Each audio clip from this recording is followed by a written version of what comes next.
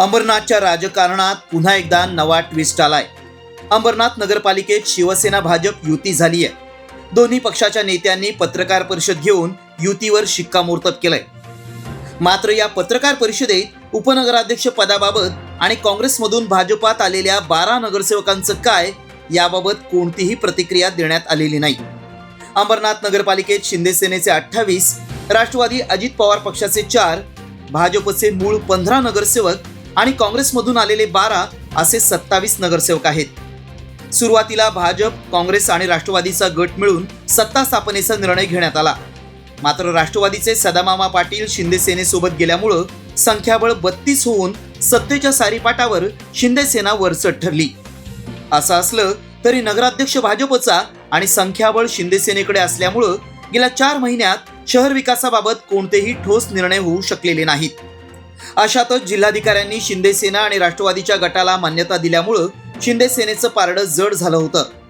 मात्र विकासाच्या मुद्द्यावर मोठा भाऊ हा मुद्दा बाजूला ठेवत शिवसेनेच्या पदाधिकाऱ्यांनी युती संदर्भात भाजपकडे मैत्रीचा हात पुढे केला आणि वरिष्ठ पातळीवर चर्चा होत युतीवर अखेर शिक्कामोर्तब झालं। या अंबरनाथ नगरपरिषद युती आज जवळजवळ फायनल झालेली आहे। बऱ्याचशा समित्यांवरती एकमत होऊन आम्ही लोकांनी त्या जवळजवळ आमचं फायनल झालेलं आहे। एखाद्या विषयावरती थोडंसं चर्चा चालू आहे, त्या चर्चेसाठी आम्ही म्हणजे श्रीकांत शिंदेसाहेब असतील किंवा एकनाथ शिंदेसाहेब असतील, तसेच आमचे प्रदेशाध्यक्ष चव्हाणसाहेब असतील, यांच्यावर आम्ही काही विषय सोपवलेले आहेत। जवळजवळ बाकी सगळ्या गोष्टीची युती आमची फायनल झालेली आहे। 1-2 विषयावरती चर्चा चालू आहे। त्या चर्चेमधनं आम्ही आज तो विषय चव्हाणसाहेबांकडे, मी भाजपाकडून मी तिकडे नेणार आहे, जसं आपले लांडगे साहेब शिंदेसाहेबांकडे नेतील किंवा खासदार साहेबांकडे नेतील आणि वरच्या जे आमचे नेते बसून तो विषय फायनल करतील।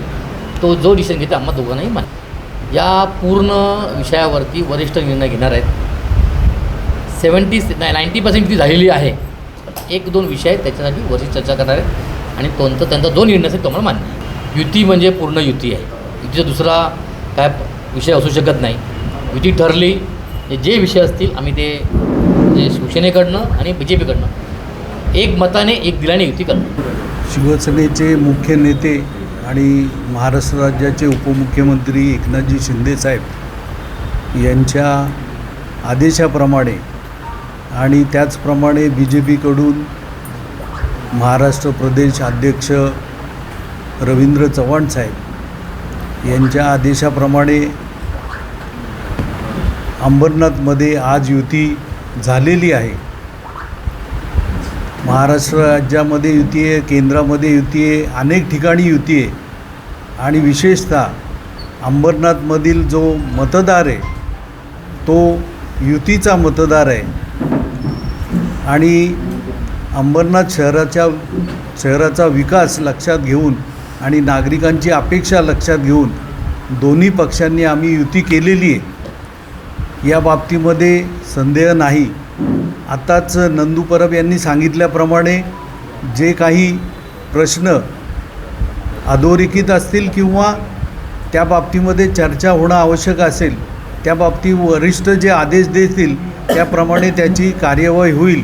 परंतु 100% युती ही झालेली आहे, कोणत्या प्रकारचा किंतु परंतु राहिलेला नाही आणि त्यामुळेच अंबरनाथ शहरामध्ये शिवसेना भाजपा ही युती झालेली आहे। अंबरनाथमध्ये शिंदे सेना आणि भाजपमध्ये युती झाली असली तरी नंदू परब यांचं 90% युती हे विधान अजूनही संभ्रमात टाकणारं आहे। काही विषयांवर अद्याप चर्चा सुरू असल्याचं सूचक विधानही त्यांनी केलंय। दुसरीकडे शहर विकासाच्या फॉर्म्युल्यावर युती केल्याचं सांगत गोपाळ लांडगे यांनी मात्र युती 100% झाल्याचं स्पष्ट केलंय। शहर विकास हाच एक फॉर्म्युला आहे। युती का करता म्हणजे युती केल्यामुळे शहर विकासाचं काम अधिक गतीने होईल याचा ठाम आम्हाला विश्वास आहे आणि येथील मतदाराचा जो कल आहे की शहर विकास आवश्यक आहे, शहर विकासासाठी आम्ही युतीच्या हातात सत्ता दिलेली आहे, त्याच्यामुळे निश्चितपणे युती झालेली आहे। ज्यांना कोणाला युती होऊ नये असं वाटत असेल त्यांनी ज्या काही बातम्या पसरवल्या असतील त्याच्याबद्दल आम्हाला माहिती नाही आणि तुमच्याकडे काय माहिती आहे ती आम्हाला समजलेली नाही, परंतु तिढा हा राहिलेला नाही एवढं ठामपणे सांगतो. एकंदरीतच निवडणुकीपासून ते युतीपर्यंत अंबरनाथ मधलं राजकारण पाहिलं तर तुझं माझं जमेना आणि तुझ्या वाचून करमेना अशीच गत शिंदेसेना आणि भाजपची झाल्याचं दिसून येतंय. मात्र या युतीनं काही प्रश्नही उपस्थित केलेत. मुळात शिंदेसेनेला मान्यता मिळालेली असताना युतीसाठी शिंदेसेनेनं पुढाकार का घेतला? युती झाल्यानंतर राष्ट्रवादीचं उपनगराध्यक्षपद कायम राहणार का? आणि सर्वात महत्त्वाचं म्हणजे काँग्रेसमधून भाजपवासी झालेल्या त्या 12 नगरसेवकांचं पुढील भवितव्य काय? सिद्धेश हरवटेसह मयुरेश कडव, एकमत न्यूज, अंबरनाथ. कमर्शियल जागा भाडे तत्वावर हवीये? आजच संपर्क करा. बदलापूर रेल्वे स्थानकापासून अवघ्या 1 मिनिटाच्या अंतरावर. बदलापूर पश्चिम, मुख्य बाजारपेठ, prime location. Bank setup ready. 1365 square फुटांचा संपूर्ण फर्निश एरिया. बँकेला आवश्यक असणारी विशेष लॉकर सुविधा, मॅनेजर केबिन सहित रेडी. याशिवाय हॉस्पिटल, पतपेढी, फायनान्स, क्लासेससाठी 1365 स्क्वेअर फुटांचे आणखी 2 मजले उपलब्ध. संपर्कासाठी मोबाईल क्रमांक 9321478570.